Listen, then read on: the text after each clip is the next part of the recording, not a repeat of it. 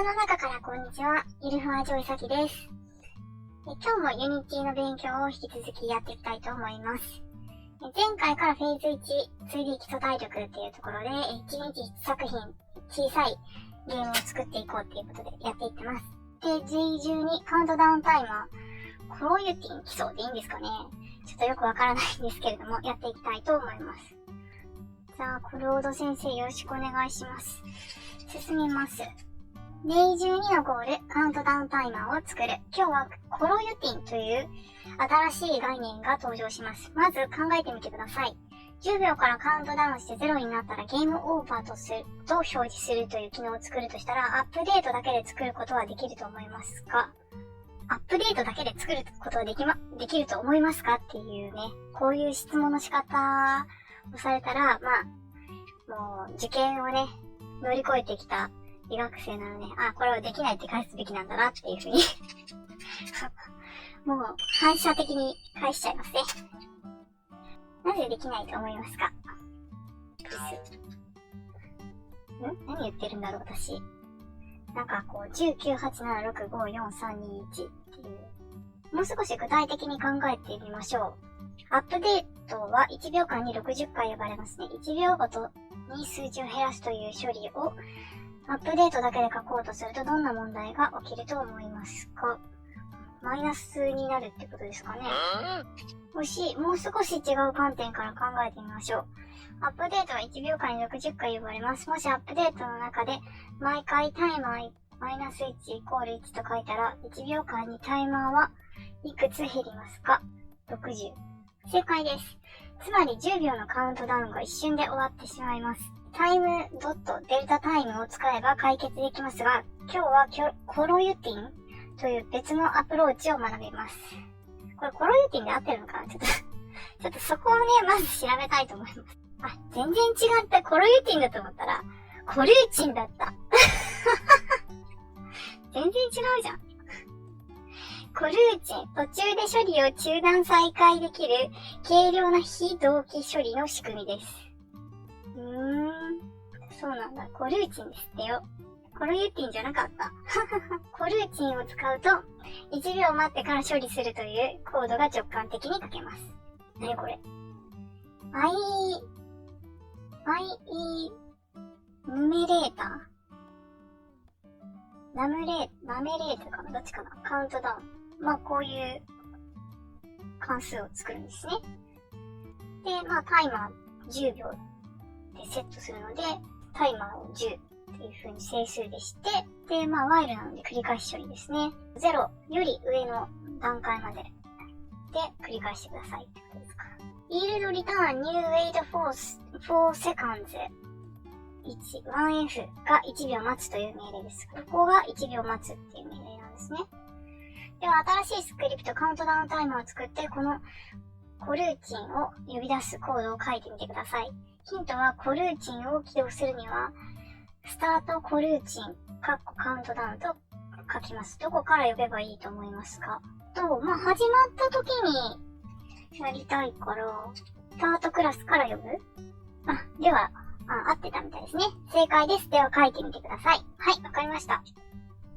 ちょっとね、後ろの背景がね、いっぱい、白と赤がいっぱいついてるんですけど、これ、デイ11までの復習で自分が作ったミニゲームになります。で、なのでちょっとね、前回までとはちょっと違う背景になってますけれども、特にそこは気にしなくていいかなと思います。はい、じゃあ、スクリプティング、モノビヘイビアスクリプト。カウントダウンタイマーって作っといて、開きます。まずは、ちょっともう、時間の都合上、カウントダウンっていうこの関数をコピーしてきました。で、スタートコルーチンカウントダウンは、スタートの方から呼び出すと。どうだろう。よいしょ。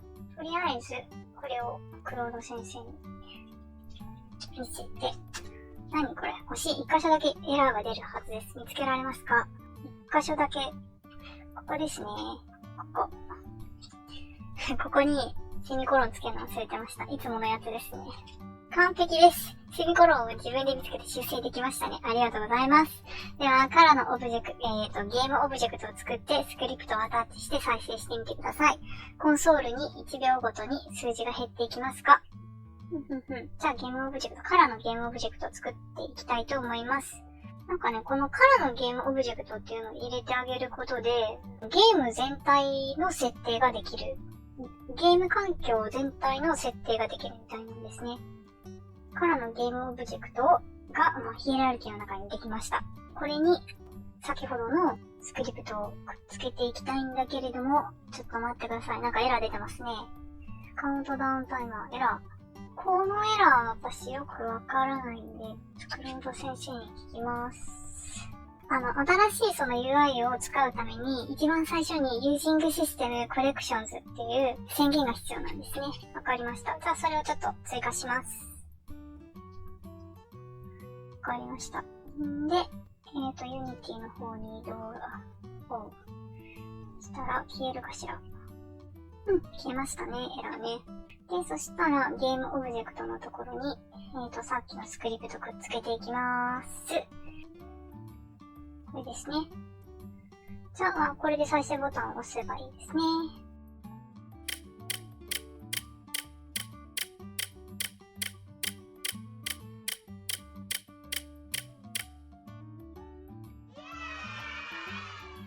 では、次に Day11 で学んだテキストメッシュプロと組み合わせてみましょう。今からテキストメッシュプロと組み合わせるんですね。はい。コンソールではなく UI にカウントダウン表示するように改造してみてください。Day11 のコードを参考にしながら自分で書いてみてください。はい、わかりました。ちょっといろいろ開いときます。でね、ちょっとね、前回いろいろごちゃごちゃ増えてるんですけど、それはさっき言ったように、復習がてら自分でミニゲームを作った関係でいろいろ増えてます。例えばね、こことかね、増えてますよね。このデバッグログになってますけども、ここを変えればいいっていう話ですよね。まず最初に UI の宣言必要なので、ここでもして、一旦先に、テキストメッシュプロ。こっちが必要だわ。このスコア以外にももう一個カウントダウンっていうテキストメッシュプロを増やしたいと思います。UI。テキストメッシュプロっていう風に入れて、こっちは、タイマーっていう風にしたいと思います。ちょっと位置を調整したいと思います。高さは同じところにしとこう。これでいいでしょう。で、タイマー、カウントダウンが10。最初は10ってことですね。はい。前回同様にパブリック。ここの部分がちょっと違いますけど、こ